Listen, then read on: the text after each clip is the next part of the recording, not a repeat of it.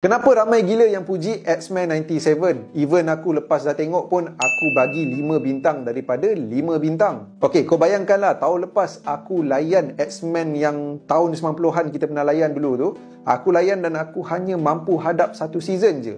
Dialog tak kena dengan zaman sekarang dan kualiti animation tahun 90-an. Kalau tengok sekarang, kau faham je lah barai dia macam mana kan? So, aku skeptical nak tengok X-Men 97 ni mula-mula. Tapi sampailah di-encourage oleh ramai followers suruh tengok. Dan aku pun fikir 10 episod je. Aku pun try lah layan. Sekali best gila weh. So, apa yang best X-Men 97 ni? Animation yang lebih better, yang kena dengan zaman sekarang. Samalah juga dengan dialog modern. Story fun, best, tak draggy. Dan untuk satu siri yang dalam satu season ada 10 episod, agak laju juga. Bukan tu je tau. Ada beberapa momen epic dan cliffhanger dekat hujung season 1 tu memang kurang hajar gila.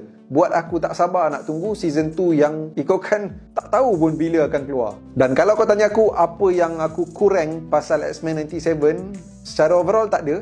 Tapi aku boleh kata satu lah. Ada satu episod je bagi aku agak kurang best. Episod yang Jubilee masuk dalam dunia video game tu. Itu je.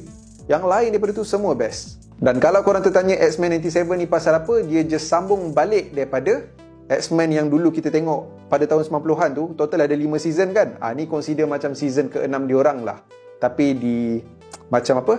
Versi baru X-Men 97 season 1. So aku tak sabar nak tunggu season 2. Hopefully lagi shock daripada season 1. Gaya macam promising dah tu.